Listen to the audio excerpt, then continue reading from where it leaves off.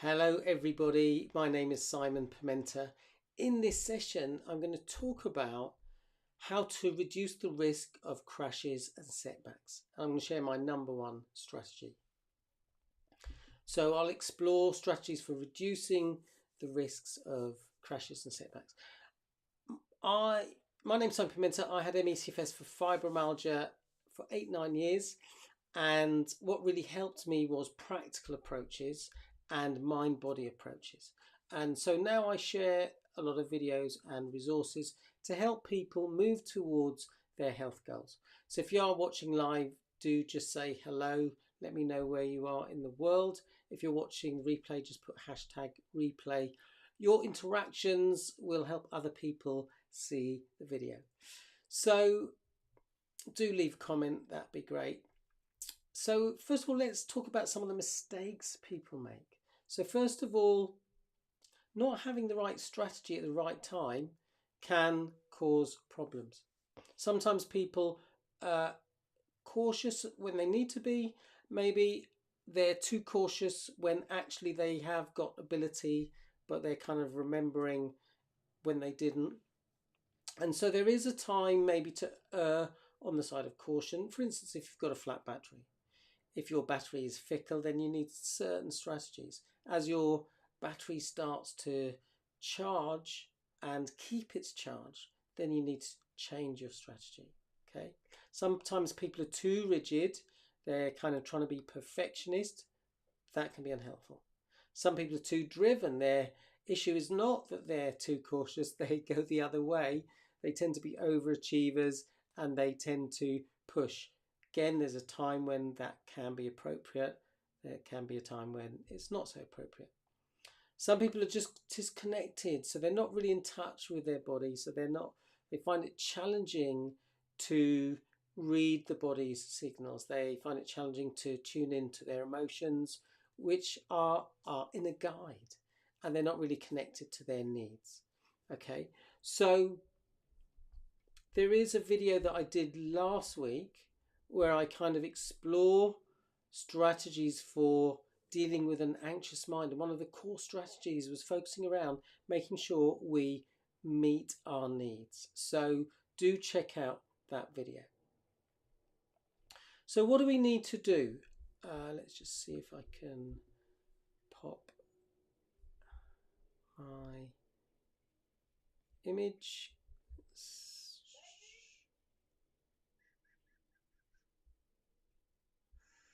No, okay, I was trying to see if I could put myself in the, oh, maybe I can. Yeah, there I am. So hopefully you can see me. So if you have just joined, do say hello. Let me know where you are in the world. It's always nice to know.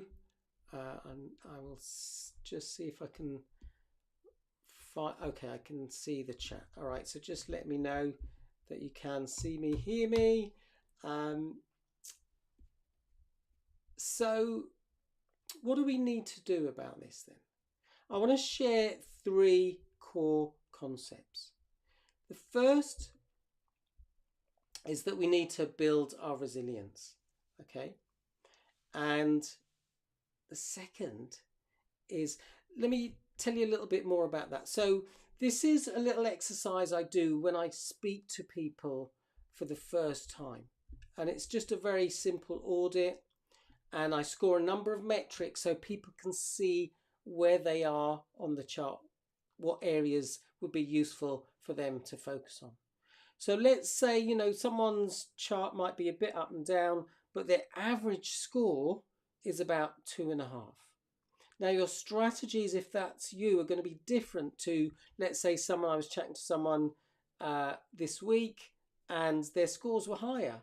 In fact, they were probably more like this. Their scores were really good. So the strategies they needed are very different to someone who is down here. Okay. If you'd like to do this audit, just pop the word audit in the chat and I will share the link to this so you can identify some strategies. What I advise people to do is to just choose 3 steps that you can take to start moving those numbers higher. So for example, the second thing on that chart is compassion. If someone's self-compassion score is very low, might just suggest that they identify one strategy to help improve their compassion. So consider that's the first thing. We need to work on our resilience. The second thing I think is really important is to work on our fitness of our battery. If you consider your mobile phone battery, if you've had your phone for a long time, its ability to charge and stay charged gets reduced. Now, the difference between human beings and phone batteries is our battery can be depleted. It can maintain its charge poorly, but we can also help the battery recover its battery health, so it does charge more effectively and keep its charge. Okay, so some people have no charge whatsoever. Some people have some charge, but it is a bit fickle. Some people have a healthy battery that does charge properly. Okay, the third concept I want to share is the energy switch. Okay, I invite you to consider that when someone is in good health, their energy is switched on. But for someone with ME, CFS, fibromyalgia, long COVID, their energy switch gets switched off. Certain things happen that switch off the energy switch. And if someone's energy switch is switched off, then pushing through, for some people, trying to push through their lack of energy results in a crash, and therefore they need particular strategies. One of the things that can switch off our energy switch is being in a state of fear. Okay, now some people manage to kind of push through that fear, and that flips the switch back into working again, and they make dramatic changes. Their energy is switched on and they notice they've got increased capacity. That happens really quickly. And so they think, oh, well, that what worked for me was pushing through. Okay, now something happened to those people which meant the energy switch got switched back on, but that might not be a strategy for someone who's still very much in that energy switched off state. Okay, so they need different strategies. So some people do make a breakthrough by kind of pushing through, but that is not necessarily a strategy for everybody. Okay, so the third thing is, So first thing is we need to build our resilience. We need to charge the battery and we need to flip the energy switch. So how do we do that? So I'm going to share some strategies for doing that. And I invite you just to consider which ones feel most appropriate to you right now. If you've got any questions as we go, just pop them in the chat. If you have just joined us, do say hi. So the first thing I think is important to do is to identify our stressors. Okay, because if we do that, then we can mitigate the stresses. And as I say, I invite you, if you'd like to do this audit, just pop the word audit in the chat and I'll send you the link. After I do this live session, I'll add the link below the video. If you're watching on YouTube, can't do that on Facebook, I don't think. So just let me know if you'd like to do this audit, which will help you identify some action steps. So there's a number of metrics there. The first three are physical health, compassion, percentage of thoughts that are positive, supportive. Okay, just recognize that if that number is low, that means that we're generating a lot of stressful thoughts. That's going to impact your body's capacity to heal. Okay, your body's capacity to generate energy. So that's the first strategy, is we need to identify the stresses and mitigate them. Second strategy is exploring how to charge your battery. So if your battery is flat, then you need certain strategies to build your energy. One strategy is nervous system regulation. Simple strategies to practice to help you regulate your nervous system. Second strategy is ensuring we have quality rest. Okay, and I've made a video about what rest is, so do check that out on my channel. Third strategy that I think really helpful is to use visualization. So for example, someone might visualize doing an activity with calm and confidence. For example, when I had ME/CFS, when I was preparing a meal, I'd often rush because I thought my energy was going to run out. And that stress that I was causing caused my energy to run out more quickly than if I'd just done that activity in a calmer way. Okay, so it would have been useful for me to practice visualizing, just doing that meal prep, chopping veg in a slow, calm, relaxed way. I had a client who would get stressed even going to the bathroom, so she had to practice just visualizing herself doing that in a relaxed way, and over time that impacted her approach. Okay, and the fourth strategy, so first strategy, nervous system regulation; 2, quality rest; 3, using visualization; fourth strategy, just thinking about how you can use your energy efficiently. Okay, let me know in the chat, what ideas do you have for that? Certainly one strategy for me is that, let's say I was going out, had to go out for a doctor's appointment or something, and my energy was really low. Then one of the things I would do is I would rest as much as possible, but then I'd be rushing around last minute. And actually I needed to just give myself more time. Maybe I needed to do some of the preparation the day before. It wasn't helpful to be, if I wanted to take some food with me, to be preparing it 5 minutes before I was having to go and get the bus or whatever. But that's something I did do. It might have been better for me to just prepare my food the day before, so it was in the fridge ready for me to go. All right, so think about how you can use your energy more efficiently. So thanks for the thumbs up. Oh, we've got 1 thumbs down. That's fine. You are welcome to your opinion, and I'd love to know, if you gave me a thumbs down, what was the reason? If there's something you disagree with, I'm really totally open to it. So next thing is, how do we charge our battery? So we talked a bit about when your battery's flat. How do we charge our battery when, you know, it's starting to charge and we've got a bit more energy, but the tendency might be to do too much when we've got some energy? And sometimes that's a conscious choice. Sometimes I decided I wanted to do something and I knew there might be payback, but I was okay with that.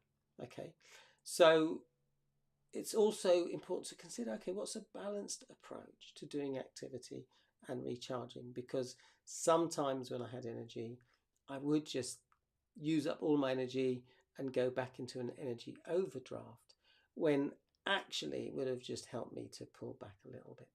So if I go to the slides, I'm going to share a concept of finding that sweet spot in terms of how much activity you do. So for instance, if my energy is a bit fickle, rather than going to 10 in terms of levels of activity, I might find that there's a sweet spot which is maybe around the 3, 4, 5 out of 10 rather than 10 out of 10. Okay, so it's really about thinking, okay, how much, let's say for instance, if I'm going for a walk, how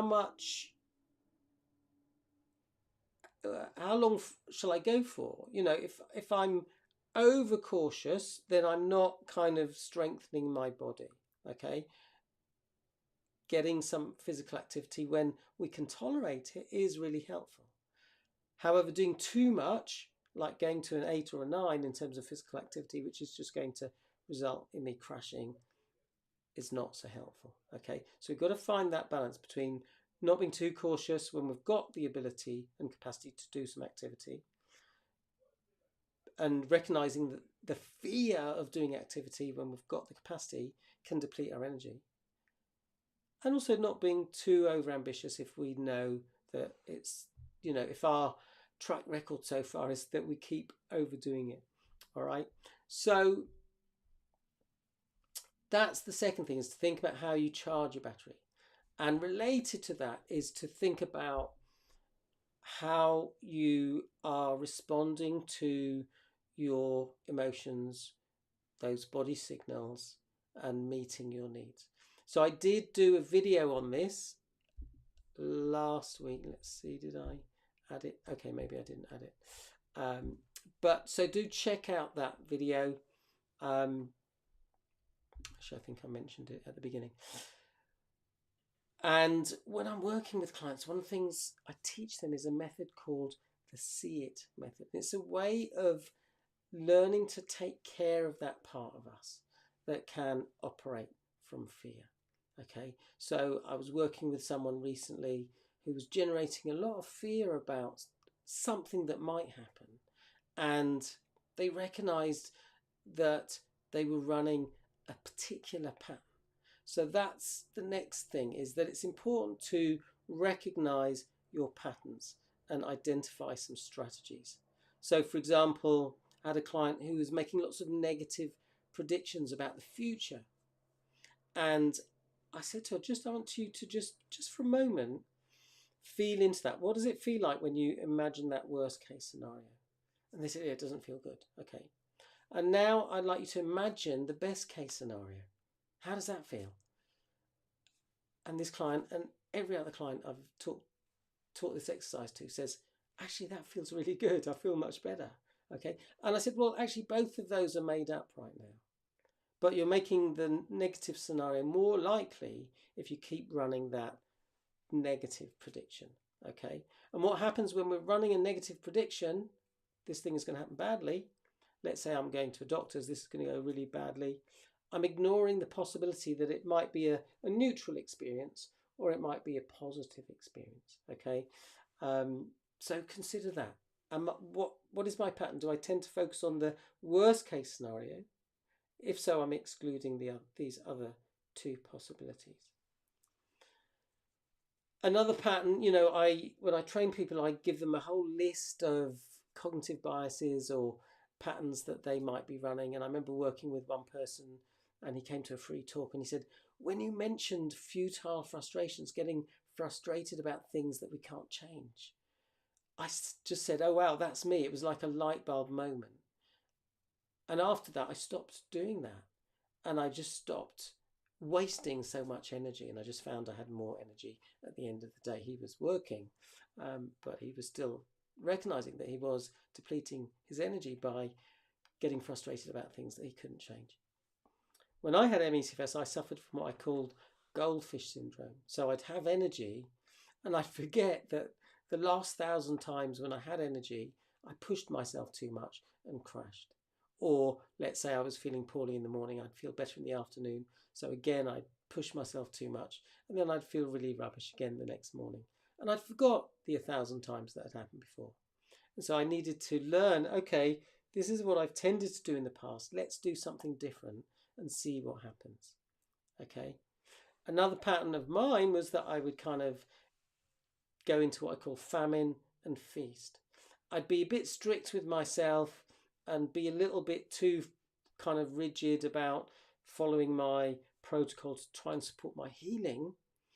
And then I'd get really fed up with it and I'd go to the other extreme and rebel, and, that would then end in a crash. And so I had to find that middle space between famine, being strict with myself, and feasting, going to the other extreme. Okay, I needed a more balanced approach, which was having some structure, but also some fun, some connection. Because I was kind of limiting myself. It was a bit all or nothing. I'm not feeling great, so I can't really hang out with my friends. Actually, maybe I couldn't hang out for half a day, but maybe I could hang out with a friend for an hour. Okay, so I was getting into that kind of all or nothing thing and depriving myself of some fun. Okay, and I had a client who I said, what would it be like just to go out once a week for an hour, meet a friend for coffee? And he started doing that.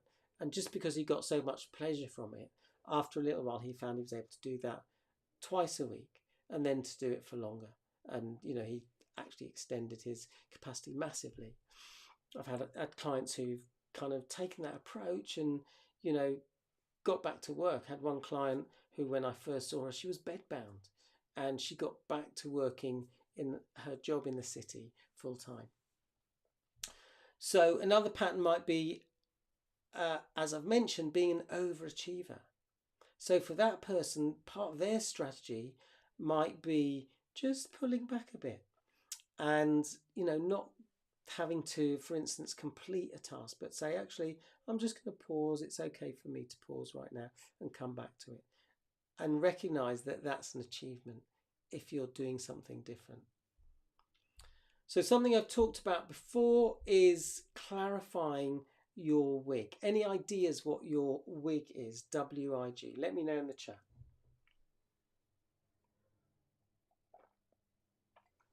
I have talked about this before, and the reason I talk about some of these concepts more than once is because it helps. In my experience, it helps embed them. I was watching a video yesterday with my kind of Tony Robbins peer group. We all did one of his courses together. We meet most Wednesdays, and I watched a video that I've seen many, many times, but it was still useful to hear it again. So, okay, no comments. I'm wondering if the comments are working. If you are watching, just pop a hi in the comments so I know that they are working. WIG is your wildly important goal. And if you get really clear about your wildly important goal, then it's possible for you to do an activity in a way that's aligned to your wildly important goal. Okay, so sometimes we get caught up in what seems to be important in the moment, but actually we do stuff to the detriment of our long-term goals. As I said already, sometimes that might be fine to do that. Sometimes it might be more useful to have an approach that is more sustainable. Thank you, Justin, for letting me know. So that's point 6, clarify your wig. And point 7, which I think is a really important strategy, especially if you have that tendency to kind of be over ambitious. Let's see if I can get it coming up on the screen. Why is that not coming up? Oh, I know why. All right, so some people, like they might have been in a bit of a dip or a crash, and so they haven't been doing much, and they might say, oh, I really want to go out, I want to go for a walk in the park, or I want to go to a cafe. And that, when I say to them, okay, let's just break it down into steps, what step is going to, let's say, sitting in a cafe for an hour having a coffee? And they might say, well, actually, if we look at the steps, step 1 is to just go and sit in the car. Okay. Step 2 might be to drive around the block. Step 3 might be to drive to the cafe. Maybe take a flask of tea with me and sit and have my tea. And step 4 might be to actually go into the cafe. Okay. Step 5, let's say, might be to meet a friend in the cafe. Okay. But some people have the tendency to go straight to step 4 or 5, whereas for them it might be more useful to start with step 1. For other people it might be completely appropriate to do that. So that's where you have to use your judgment. Okay, and the kind of final concept I want to share that's related to this is to find your sweet spot in relation to confidence about doing something. So for example, if someone is saying to me, how much physical activity should I do? Okay. And the first thing I say to them is, look, I can't tell you that. Okay. You know yourself better than me. What I can help you with is to create a strategy around that. So I might say to them, how much physical activity are you feeling like is appropriate for you to do? And they say, well, I was thinking of going for a walk for 15 minutes. And so I say to them, okay, what number are you for confidence about going for a 15-minute walk? If they say I'm a 10, then obviously that sounds like a good strategy. If they say, oh, I'm a 2, and the idea really stresses me out, then that stress, what that means is if we've got this much energy and we've got this much stress, then that's going to deplete our, okay, if that's anxiety, that's going to deplete our energy. All right. If, on the other hand, we reduce that anxiety, because they're like saying, oh, actually, I'm 10 out of 10 confident about doing that activity, then they're not wasting any energy. All right. So another way of looking at it is, I might say to someone, okay, how confident do you feel about walking for 2 hours? And they say, oh, I'm a 0. How confident do you feel about walking for 5 minutes? And they say, I'm a 10. How confident do you feel about walking 10 minutes? Well, maybe that's 8. Okay. So they might say, actually, that's okay. I think, and being an 8 out of 10 is manageable. If they say the idea of walking for 30 minutes, I'm now a 5, okay, then clearly that, again, that's going to mean that they're generating some anxiety. So maybe for now, it's better to kind of think about doing something that's in this region. So let me know if that makes sense. When I've shared that with clients, they found it really helpful to help them gauge how much to do. As I said right at the beginning, you know, sometimes we choose to push ourselves because, you know, we want to do something that feels like fun. And I've mentioned many times the story of me when I had ME/CFS,